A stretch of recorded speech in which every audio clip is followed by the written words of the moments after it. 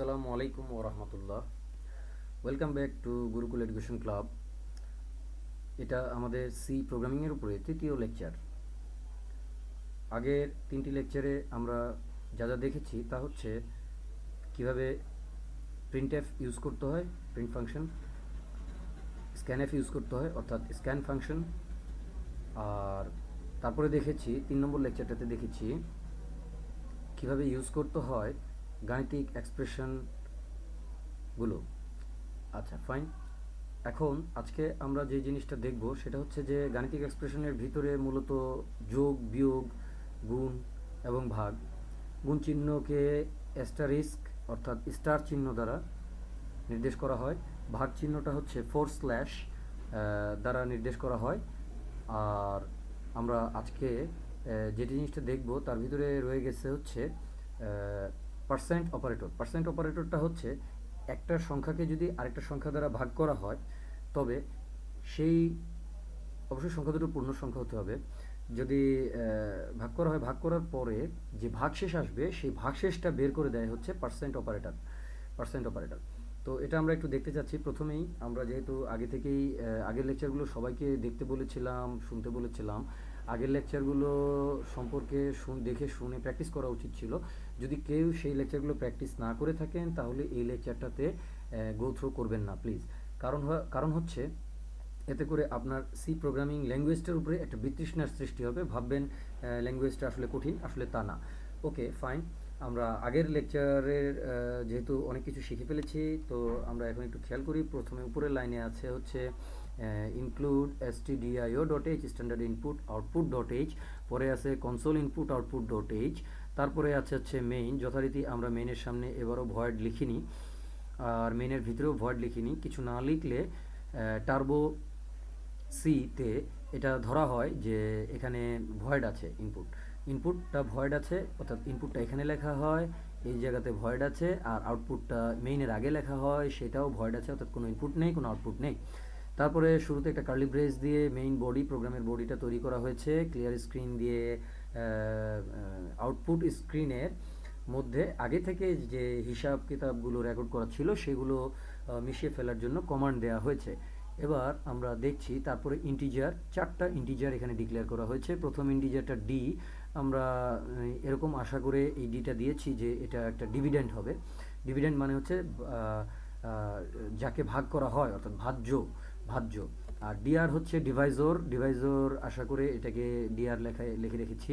Q হচ্ছে আমাদের quotient অর্থাৎ ভাগফল, ডিভাইজর হচ্ছে ভাজক, কিউ হচ্ছে কোশেন্ট হচ্ছে ভাগফল, আর আর হচ্ছে রিমাইন্ডার অর্থাৎ ভাগশেষ।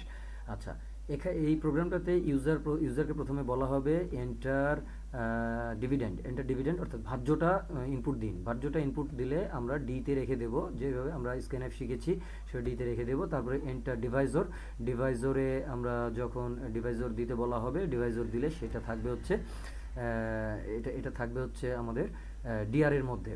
আচ্ছা, এরপরে আমরা ভাগশেষটা প্রিন্ট করতে চাই, সো আমরা আরেকটা প্রিন্টএফ দিয়ে নিচ্ছি, print function,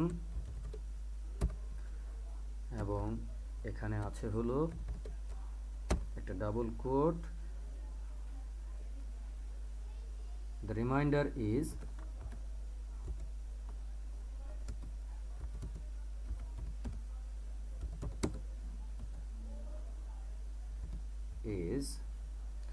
fine percent D. Again, কেন পার্সেন্ট ডি থাকে সেটা আমরা জানি খুব ভালো করে। এটা একটা পূর্ণ সংখ্যা হবে, আর পূর্ণ সংখ্যা মানে ইন্টিজারকে রেফার করার জন্য পার্সেন্ট ডি লেখা হয়। সো ফাইন, এই রেফারটা পার্সেন্ট ডি এখানে থাকলো। তারপরে আমরা একটা কমা দিয়ে লিখছি এন্ড হবে না, স্ক্যানএফ ফাংশনে এন্ড হয়, এন্ড মানে অ্যাড্রেস। এখানে শুধু আমাদের এক্সপ্রেশনটা লিখতে হবে, এক্সপ্রেশনটাই ইম্পর্টেন্ট, এটা শেখানোর জন্যই আসলে এই প্রোগ্রামটা, আজকের প্রোগ্রামটা। সো ফাইন, আমরা একটু দেখি। এখানে এক্সপ্রেশন লিখবো হচ্ছে প্রথমে ডিভিডেন্ডটা লিখতেছি, ডিভিডেন্ডটা লিখলাম। ডিভিডেন্ডটা লেখার পরে ডিভিডেন্ড, তারপরে একটা পার্সেন্ট চিহ্ন দিতে হবে। এটার মানে হচ্ছে সাপোজ ডিভিডেন্ডের যদি 10 থাকে তাহলে 10 ডিভাইডেড বাই হচ্ছে 3, এটার ভাগশেষটা হবে 1। 10কে 3 দ্বারা ভাগ করলে ভাগশেষ 1 থাকে। তা পরে লিখছি ডিভাইজরটা ডি আর ডিভাইসরটা, ঠিক আছে। তাহলে এখন যদি আমরা প্রথমে যখন এই আমরা একটু খেয়াল করে দেখি, যদি আমাদেরকে এখানে এন্টার করতে বলা হয় একটা নাম্বার, তো আমরা যদি 10 এন্টার করি ওই 10টা এই ডি এর ভিতরে থাকবে। আচ্ছা, এরপরে কি হচ্ছে, যদি আমাদেরকে আবার এন্টার করতে বলা হয় আরেকটা নাম্বার, ভাজকটা আমরা 3 এন্টার করলাম এবং এটা এটা ডিআর এর ভিতরে থাকবে।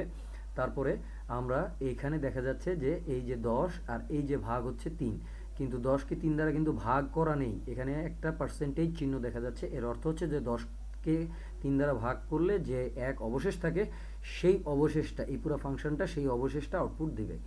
আচ্ছা, সেই অবশেষটা কোথায় যাবে, এই যে ডি, এই যে পার্সেন্ট ডি মানে হচ্ছে একটা ইন্টিজার টাইপের সংখ্যা এখানে বসবে। এই ইন্টিজার টাইপের সংখ্যাটার অ্যাড্রেসটা হচ্ছে এইটা, মানে ফাংশনটা রেফার করতেছে এইটাকে, রেফারেন্সটা হচ্ছে এইটা।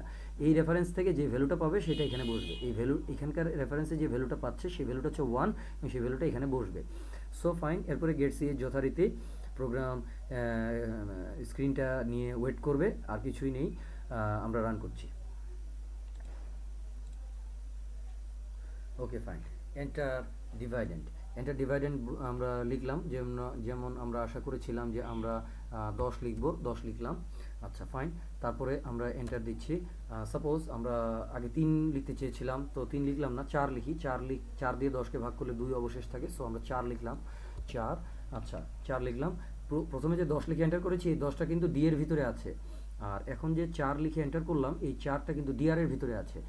আর এখন 10/4 এই ফাংশনটা থেকে ভাগ তো না, আসলে পার্সেন্টেজ আছে মাঝখানে, অর্থাৎ এই ফাংশনটা থেকে আমাদের আউটপুট আসবে হচ্ছে 2, অর্থাৎ ভাগশেষটা 2 আসবে এবং এটা এন্টার দিলে এখন 2 দেখাবে। এন্টার দিচ্ছি, ইওর রিমাইন্ডার ইজ 2 দেখালো। আমরা কিবোর্ড থেকে একটা কি স্ট্রাইক করে আমরা বাইরে চলে গেলাম। তো আমরা বুঝতে পারছি যে এখানে ব্যাপারটা কী ছিল। আমরা আবারও যদি প্রোগ্রামটা রান করি, সো প্রোগ্রামে আগের জিনিসগুলো থাকবে না, বিকজ আমাদের প্রোগ্রামে এখানে ক্লিয়ার স্ক্রিন রয়েছে, সেই জন্য থাকবে না। ওকে, রান এগেন। দেন আমরা এবার করছি সাপোজ 100, আমরা ভাগ দিচ্ছি হচ্ছে, এন্টার করলাম, ভাগ দিচ্ছি হচ্ছে 6 দ্বারা। 6 দ্বারা ভাগ দিচ্ছি, 6 দ্বারা ভাগ দিলে আমাদের পাবো হচ্ছে 4। 100কে 6 দ্বারা ভাগ করলে 4 অবশেষ থাকে। আমরা যদি আবার প্রোগ্রামটা রান করতে চাই, সো আমরা আবার রান অপশনে চলে যাচ্ছি এবং রান করলাম। এবার 100কে আমরা ভাগ দিচ্ছি হচ্ছে 5 দিয়ে। 5 দিয়ে ভাগ করলে আমরা জানি যে 100 5 দ্বারা ভাগ যায়, 5 20 100, সুতরাং এবার ভাগশেষ 0 হবে। সো আমরা দেখতে পাচ্ছি ভাগশেষ 0। আজ এ পর্যন্তই, ধন্যবাদ।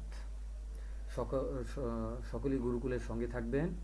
জিকে এডুকেশন ক্লাবকে সাবস্ক্রাইব করুন, সকলের কাছে শেয়ার করুন, সকলকে শিখতে অনুপ্রাণিত করুন। আপনাদের জন্য যদি কিছু করতে পেরে থাকি, এটাই আমাদের সার্থকতা। সকলকে আবারও ধন্যবাদ জানিয়ে শেষ করছি।